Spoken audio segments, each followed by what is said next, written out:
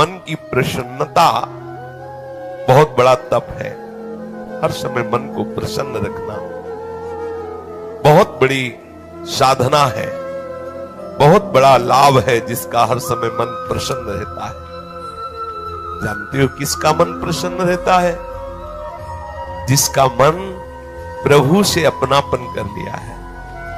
मन को सदैव प्रसन्न रखना है तो भगवत संबंध से ही मन प्रसन्न रह सकता है। ये मन चंचल क्यों रहता है, अशांत क्यों रहता है? ये जितना विषयों का चिंतन करेगा, जितना नाशवान परिवर्तनशील वस्तु व्यक्ति स्थान का संबंध स्वीकार करेगा, उतना ही जलेगा, उतना ही अशांत रहेगा, उतना ही चंचल रहेगा। त्यागात् शांति अनंतरम, जितना ऐसा वस्तु व्यक्ति स्थान का राग त्याग करेगा, उतना ही शांत हो जाएगा, उतना ही आनंदित हो जाएगा, उतना ही प्रसन्न हो जाएगा। मना प्रसादः, यदि आप मन को प्रसन्न करना चाहते हैं तो किसी भी व्यक्ति वस्तु स्थान का इसे संबंध न रख ले पावे, ये सावधानी रखना। और होता क्या है, बोले चलो मनोरंजन करते हैं। कहां? किसी व्यक्ति में, किसी वस्तु में, किसी स्थान में, किसी द्रव्य में। होता क्या है, मनोरंजन होता नहीं, एक नई जलन, एक नई चिंता, एक नई कामना, एक नई वासना, एक नया फसाव। चले थे आनंद लेने और फंस गए। हमारा मन प्रसाद, मन प्रसन्न कब होगा? बहुत ध्यान की बात है। भगवान कह रहे त्यागात् शांति अनंतरम, यदि आप शांति देना चाहते हो अपने मन को, आनंद देना चाहते हो, प्रसन्नता पाना चाहते हो, तो आप वस्तु व्यक्ति स्थान के संबंध से रहित कर दो अपने मन को। एकमात्र प्रभु के चरणारविंद में आप अपने मन को लगा दो।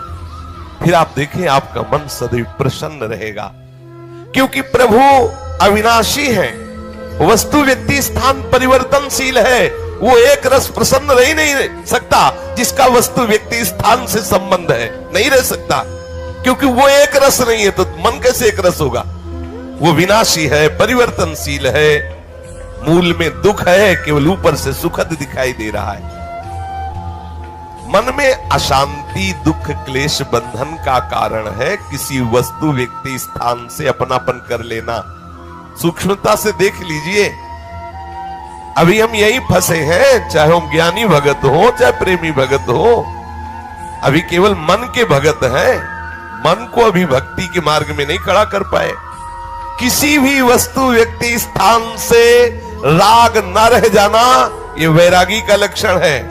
समस्त वस्तु व्यक्ति स्थान में एकमात्र सच्चिदानंद आराध्य देव को देखना, ये अनुरागी का लक्षण है। हम देखें कि हम ना तो वैरागी है ना अनुरागी है, हम तो रागी है। हर वस्तु व्यक्ति स्थान से हम सुख भोगना चाहते हैं। देख लो, अगर ऐसा नहीं तो फिर मन जाएगा ही नहीं। जब तक सुख की लालसा नहीं तब तक मन जाने वाला नहीं। इसको जहां जहां सुख का मिलने का भाव है वहीं वहीं ये जाता है। जब धन संपत्ति, स्त्री, पुत्र, नाना प्रकार की भोग सामग्री, इनमें हम अपनापन कर लेते हैं तो मन हमारा चंचल हो जाता है। सबका प्रश्न होता है, मन भजन में नहीं लगता, चंचल है। मन चंचल आपने किया है, आपको ही छोड़ना पड़ेगा। आपने वस्तु व्यक्ति स्थान से संबंध कर लिया है, वो चंचल, परिवर्तनशील, नाशवान, वही लक्षण मन को आ रहे। वो आप अविनाशी प्रीतम से अपना संबंध कर लो, देखो कितना आनंद मन में रहता है, कितनी प्रसन्नता रहती मन में। भगवत चरणारविंद का आश्रय लेने वाला हर समय प्रसन्न रहता है, ये पहचान है। भारी से भारी विपत्ति में भी उसका हृदय आनंदित रहता है, क्योंकि ये विपत्ति संपत्ति बाहरी बात है। वो जिस आनंद में मगन है वहां न विपत्ति का न संपत्ति का, दोनों का प्रवेश नहीं, न हर्ष न शोक का। इसलिए मना प्रसादा, साधक ध्यान दे संतुष्टा येन केनवा। हर परिस्थिति में मन को प्रसन्न करना सीखे, प्रसन्न रखना सीखे। परिस्थिति में प्रसन्न तभी रह सकते हैं जब भगवत चरणारविंद का आश्रय नहीं। कभी परिस्थितियां किसी को चैन नहीं लेने देती, कभी सहयोग, कभी वियोग, कभी हर्ष, कभी शोक, कभी अनुकूल, कभी प्रतिकूल, कभी मान, कभी अपमान। इसी द्वंद्व में हम पिसते रहते हैं। तो मन कहां प्रसन्नता का अनुभव कर पाता है।